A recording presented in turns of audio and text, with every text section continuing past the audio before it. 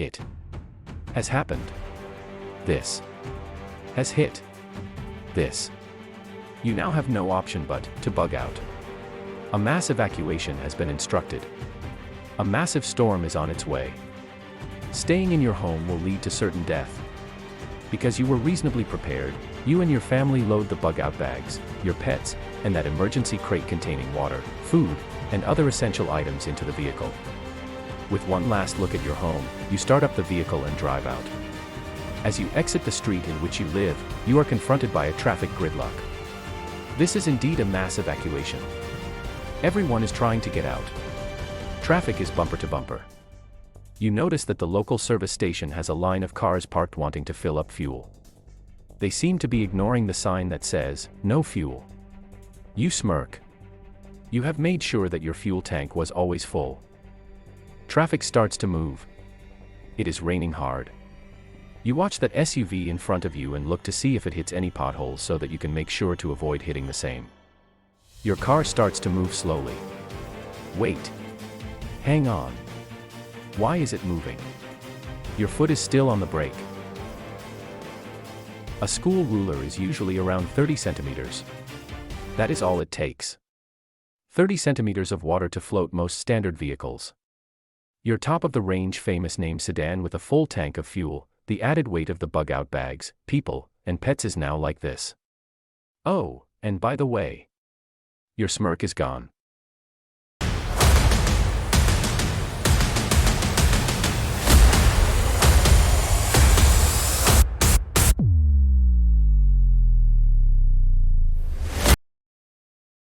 I am sure if you asked most people what their idea of a bug-out vehicle is, they would imagine something like this. Or this. Or probably even this. Few, if any, would consider this vehicle as a bug-out vehicle. Yet, if this is the only vehicle you have or can afford to have, when this thing hits this thing, and you have to bug out, then this vehicle is for sure a bug-out vehicle. So, what is a bug-out vehicle? One group of people might say that it is a modified vehicle, which is off-road capable, with plenty of inbuilt and added storage space, and, in some cases, with self-sustainable add-ons like a spare fuel tank, extra power supply or water storage. Others in the same group will say, all of the above, plus, it must look the part, and be some kind of monster SUV or pickup truck that has all the bells and whistles to impress and intimidate. And probably a few in this group might add that it should have a mounted machine gun and be fitted with anti-zombie razor wire. Another group might settle on some type of mobile home as their choice of a bug-out vehicle. A select few might even go for some kind of ex-military, ex-police, or ex-cash-in-transit armored vehicle as their preferred choice. The bottom line is that regardless of what you think your bug-out vehicle should look like, and regardless of how many YouTube videos you watch on people demonstrating their bug-out vehicles, which probably cost more than your house, you must understand the one fundamental of what is a bug-out vehicle. It is just a tool. Yes, a tool. It is something that either through a targeted purchase, rebuild, or secondary intended use, is nothing more than a vehicle that will have a predefined fit for purpose and function. So, whether you have that monster SUV or armored truck, or that mobile home, or even that little family car that you intend to use as a bug-out vehicle, it is just a tool in your prepper toolbox. Your choice for a bug-out vehicle could be investing in a standalone, ready-to-go purpose-built vehicle, or it could be that vehicle you use every day. Either way, there are some fundamental principles that need to be appreciated about the concept, need, and utilization of a bug-out vehicle.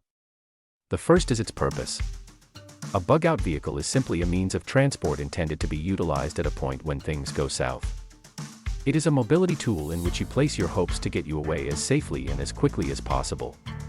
It must give you a level of confidence that once you are inside it, it will be able to withstand the expected and the unexpected hazards and conditions that will prevail. Whether it looks like a vehicle on steroids, or something out of a Mad Max movie, this is immaterial. Its primary purpose is to get you and your family out of the immediate danger or hot zone to a place of safety or refuge. The second fundamental of what is a bug-out vehicle will probably be difficult for some of you to accept, but it is accepting the fact that your bug-out vehicle is a future expendable or throwaway. That is, it is something that, at some point after bugging out, you may have to abandon without any second thoughts. Like most physical assets, it is something that no matter how expensive it is, or how intimidating it may look, it will have a useful lifespan, and, will at some point no longer be fit for purpose, or specifically in this case, your bug-out vehicle could be incapable of performance, or something that you have to discard as a risk mitigation tactic, or as a measure to increase your survival probabilities based on the situation at that time. Whatever factor it may be, again, your bug-out vehicle is a means, and should not become your final resting place. Your bug-out plan would have considered the various categories and types of hazards, the probability of such hazards materializing, and the threshold that will prompt a bug-out. These hazards will range from natural hazards, like floods, fires, and earthquakes, to human-induced hazards, like civil unrest, terrorism, and even a foreign enemy attack. Remember, bugging out should be a last resort, as once you leave the safe haven of your home, you are now fully exposed to whatever is out there. Your vehicle must be up to the task of supporting your intention of getting away from whatever is the immediate danger, and then transporting you and your family to a place of relative safety. It should not put you in even greater danger. For instance, if you are evacuating because of a flood warning, this is a warning to actually evacuate, unlike a flood watch which indicates flooding may be possible.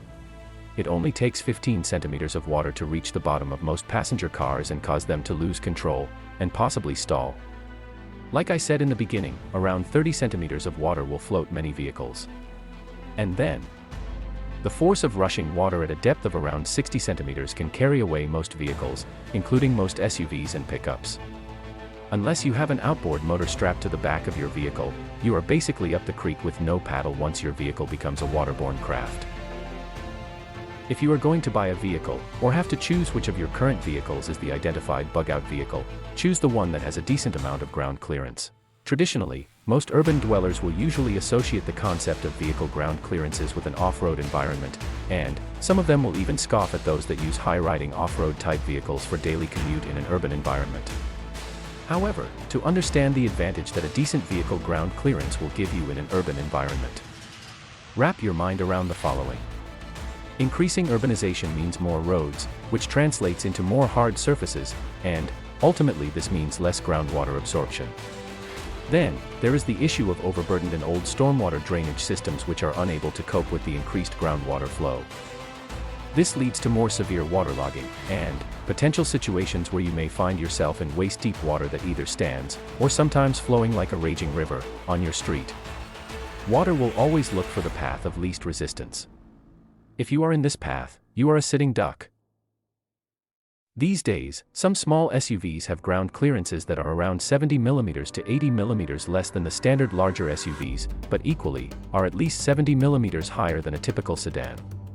Your vehicle should also be able to climb a curb, or move on untarred surfaces with considerable ease without leaving the exhaust pipe and buckled rims in its wake.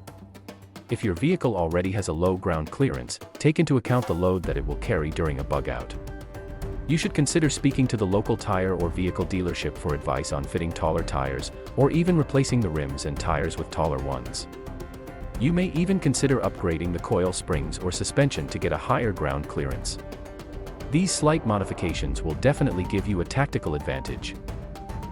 Your bug-out vehicle should obviously have sufficient space for your family and pets, if you have, and certainly enough luggage space for all the bug-out bags, and those emergency supplies that you intend taking along. Whilst you may consider fitting a roof rack to give you more storage space, the first prize will be to pack everything out of sight, that is, inside the vehicle. Again, you are not going camping. You are going into an environment where people, including that neighbor of yours, could have transformed into scavengers that make vultures look like Tweety Bird. Items stored on the roof should be those that you possibly can do without, or replace later in your bug-out. For now, take a second look at your chosen or intended bug-out vehicle. If it is a 4x4, and in the event that you may be unable to drive it, does your wife or partner know how and when to engage the off-road drivetrain, or even how to drive it in off-road mode? If it is a normal sedan or SUV, can it negotiate the immediate anticipated hazards at the first phase of a bug-out? Can it even climb a curb without stripping away the undercarriage? Do you know its range with a full tank of fuel? Does your family even know what the full load tire pressures are? Does anybody besides yourself know how to remove that spare wheel, or change a tire for that matter? Is your vehicle to impress others, or is it really a tool in your survival toolbox? Subscribe to the South African Prepper. Like and share my videos with your family, friends, and colleagues, since we are all in this together.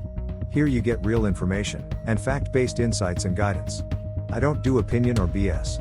Preparedness is not a hobby. It is a way of life that could save your life.